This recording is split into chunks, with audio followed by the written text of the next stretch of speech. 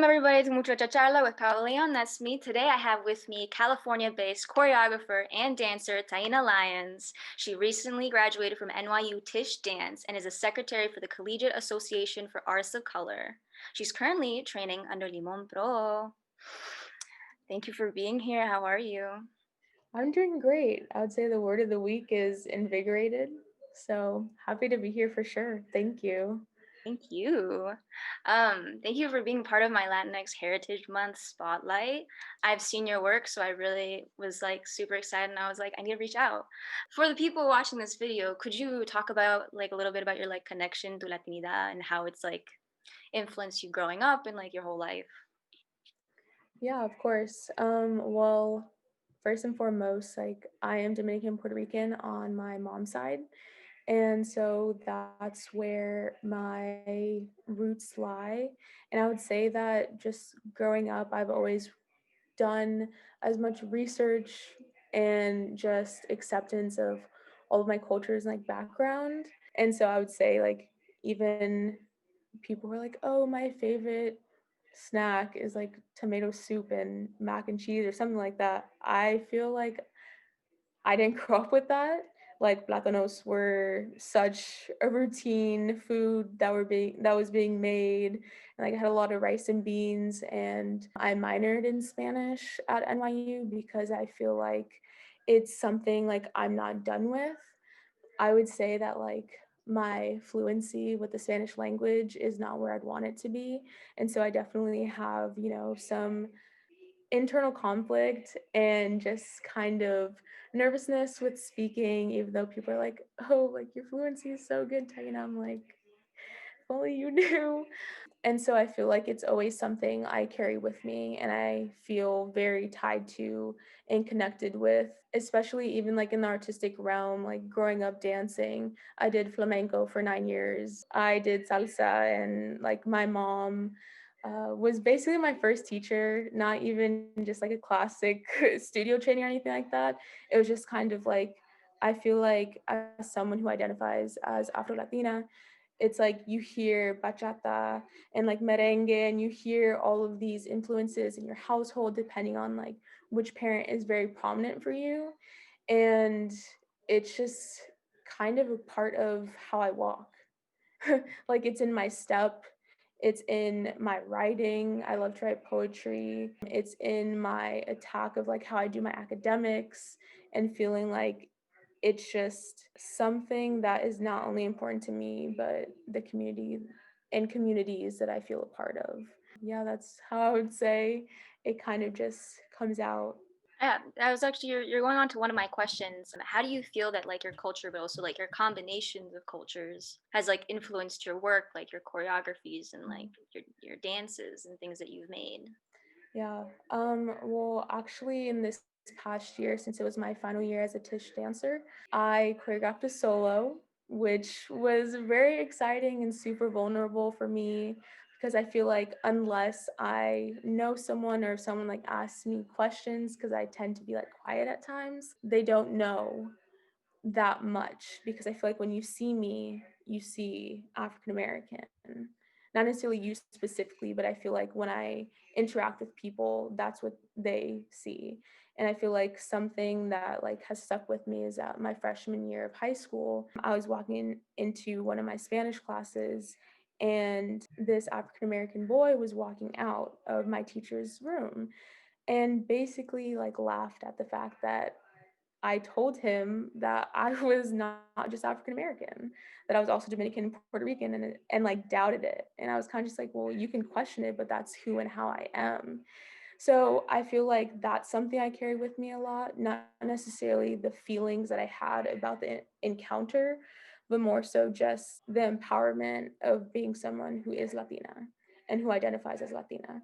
And I would say, going back to the fact that I made this solo, I incorporated my own voice into the overlay. And so it had like the musical piece, and then you just hear me talking. And it's like this poetic writing that I did, and I incorporate Spanish into it. And I think that was like the first breakout moment for me, because I feel like I internalized my culture so much And like I also show it, I feel like, in a lot of things I do and just my existence.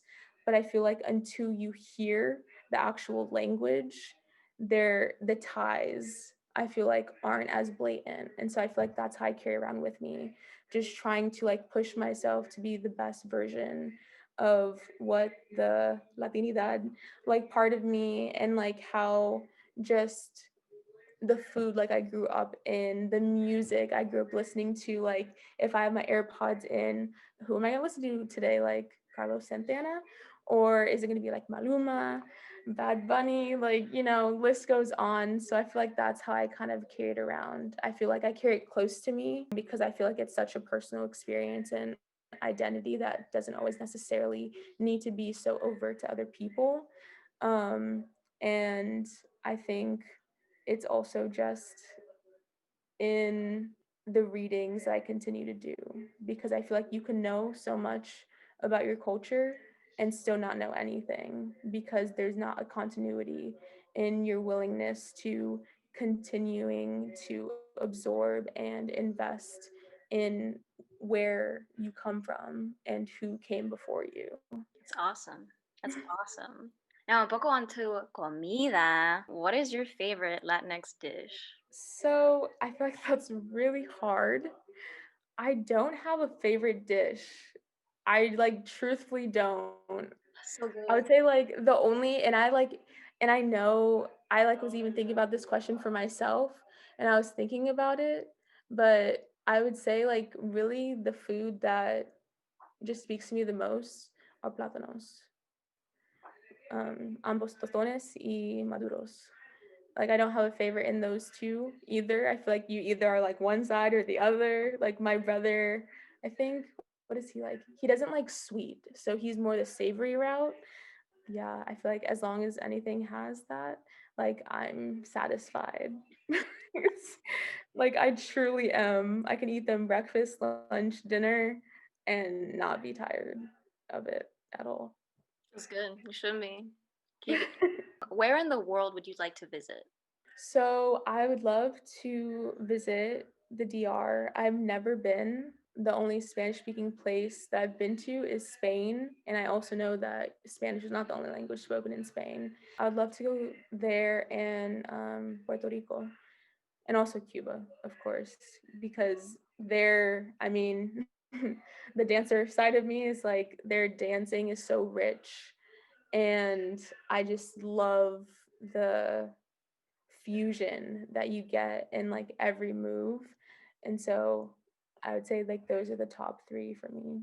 Awesome. What is your favorite slash craziest superstition that you've ever heard?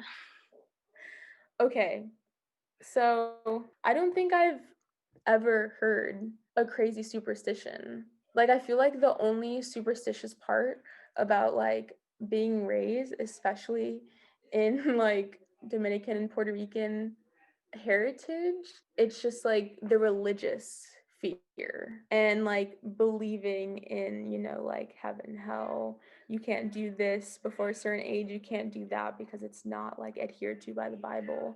And it's not necessarily something that was instilled in me through my mom. Like, I did grow up Catholic, but it's more so like extended family who are superstitious in that, right? So not necessarily a saying, but like a belief, if that makes sense. No, yeah, of course. What's a fun fact about both of the countries of your heritage that you feel like people don't normally know?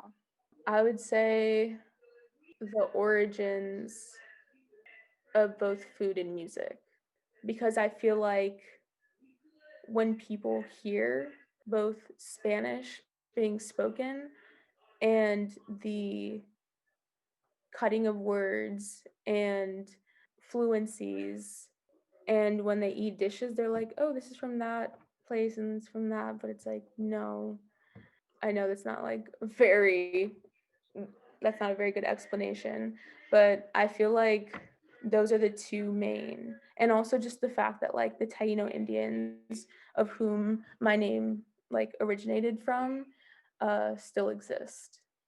And that those are the Indians that Christopher Columbus thought were Indians versus natives of the land. And so they were like killed off.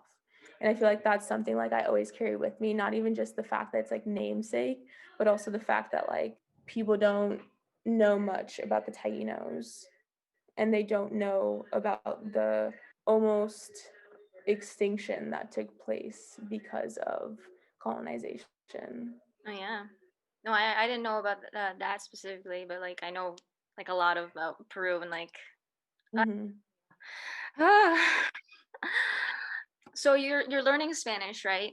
You've been learning Spanish for a while. Have you ever? I feel like in Latin American countries, vocabulary like differs within the Spanish speaking countries, and I'm wondering if you've ever like had a moment where you've gotten like lost in translation because like that meant something else to you, or maybe you said something that meant something else to someone. Yeah, okay. So I wouldn't say in like within family there have been things because I think also like Dominicans and Puerto Ricans speak very differently, and especially just like intonation and then also like the inclusion of pa. I feel like hearing the Dominican vocabulary and then also I feel like speaking to someone that is Ecuadorian, like those are very different. I don't think I've ever had a situation where it was like a negative loss in translation, but it was definitely something where it was like something meaning an animal versus something meaning like a human driven like emotion or something. And I think it was also based on how like the words were cut when being spoken. So there are definitely times where one, the bluntness and choppiness in words, and also the rapid spitfiring of speaking. Because I feel like a lot of times I've been in conversations where it's like, okay, like this is a steady tone of Spanish, and then some people are just like, da da da da da, and it's just like, well, I know you didn't say like one full word in that sentence. And it was like half of every single word you said, but like we'll still move forward and hopefully, meet somewhere in the middle. Yeah. No, yep. Actually, it's very funny. One of my favorite lost in translation moments, like vocabulary switches, is with like Puerto Rican Spanish. So for me, and I feel like a lot of other like South American countries, Mhm. bicho means bug. Yeah. I was with my friend who's Puerto Rican, and we were at the lake, and there was a bug on her back, and I like smacked it, and I was like, "Tuviste un bicho," and she looked at me, and she was like, "What?" And I was like, "What?" I was like, "You tuviste un bicho," and she was like, "What?" And I was like, "What?" Like, she's like, "That for me means penis," and I was just like, and I was like, "What?" And so she was dying on the floor laughing, and I was like, "How? Bug genital? What?" Yeah. That is one of my favorite. That's definitely priceless. Oh my gosh. I think about it all the time. I think about it all the time. Every time I meet someone who's Puerto Rican, I'm like, "Yo, this word." Really have to keep that in mind. Yeah. If you have to like come into contact with someone. Yeah, honestly, I feel like body parts are probably the most difficult and mixed up words because even in taking my Spanish minor classes at NYU, we had a huge variance of teachers in terms of like where they were from. So it's like I had a Peruvian teacher, I had a teacher who was from, I want to say it was Ecuador. And then I had a teacher who was from Spain. And then like the list goes on. And oh, actually, I even had a teacher who was from Brazil. And so I feel like there were times, even in kind of transitionary words, where I would like say something and they would say however they wanted us to say it. And I was just like, but like, are you saying I'm wrong? And they'd be like, no, no, no. But basically, they'd be like, but we prefer this because this is like native to where I'm from. And I'm just like, I don't know. I feel like that's kind of an unfair, like stereotyping of like words that happens in cross sectioning of like Spanish speaking country origins. Yeah. So what do you wish to see more of in terms of your representation in terms of like the dance industry, like the media industry, the entertainment industry, the theater industry? I would say accentuation of hips, because I feel like, especially like in the arts and thinking specifically about dance, there's always like the stigma and stereotype like body of how someone should look. And not necessarily just like in classical ballet, but I feel like even in more modernized ways of moving. And I haven't personally experienced this with other people of like color, because I feel like there's always like a, okay, isolate and mobilize like your torso and all this other stuff, but then it's like, wait, but are you gonna do anything like with the hips? And also just like how a swaying of your hips is like rhythmic and also transcendent and connected to like the Latinx Hispanic community and lineage. I think also diversity in language would be great to experience more, as well as just musicality and beats. I think it's better represented now, but I would say like I've even taken like ballet classes where it's like an African drum beat, or there is kind of a Cuban-esque style to how the musician's playing, and it's just so refreshing, because it's like if you are put into this like stagnant pool this whole time, you're not going to have anywhere else to be able to express yourself, and it's supposed to be such an expressive form of being, like dance, singing, acting, like the list goes on. Like there's supposed to be space created for that. And I think also it'd be great to see more people who like possibly identify as me, because again, when I like walk into a room, people only assume one thing. And I think also in talking to one of my aunts who actually was born and like grew up in Puerto Rico, how it's like if you don't speak with an accent, the acceptance is like different when you come to like the States. But it's just like, just because there's not an accent there, but you hear the accent when I actually speak my language, then that's when it's like accepted and acknowledged. But it's like, no, and that doesn't make someone like any less than. So I feel like that would be great to see like a mixture, because there's just there's so many tonations. Yeah. What is something that you're proud of at the moment? I am proud to be in the Limón trainee program.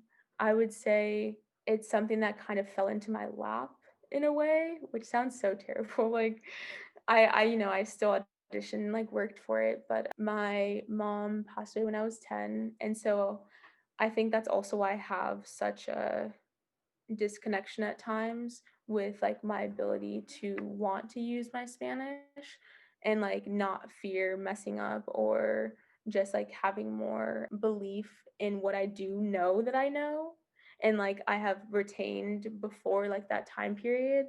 And so like I had auditioned for this program on her anniversary, and then like we just finished our third week, and the second day of the first week was her birthday.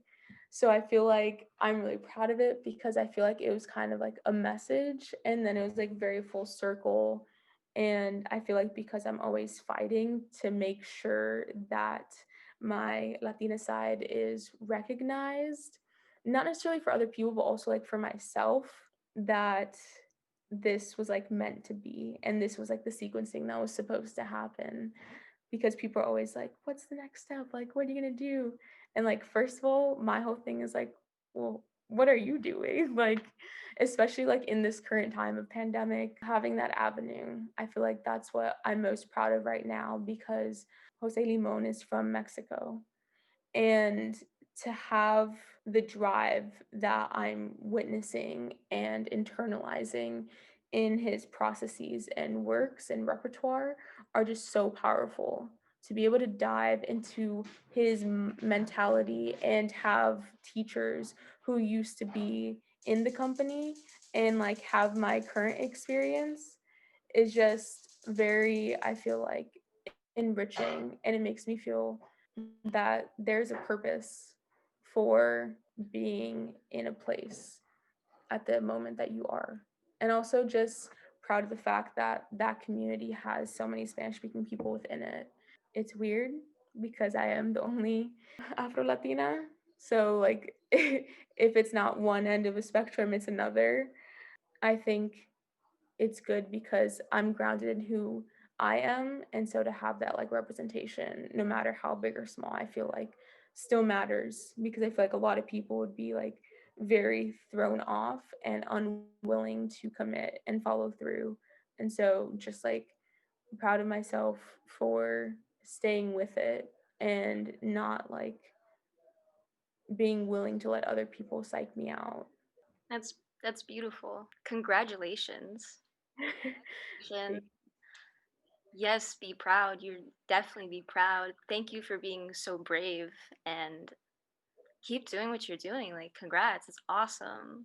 And I, thank you so much for being here today and talking to me. Thank you so much. of course, and I really love what this is about. I feel like in meeting and being in the same Normandy Sherwood class freshman year at NYU to just seeing like our paths unfold to what they are now, I feel like it's very powerful. And like even knowing like how tied you are to your culture and like your family and just the existence within the fields that we're in because arts are not easy and they're not very inclusive at times. So I feel like both of us have a lot to be proud of and pat ourselves on the back for.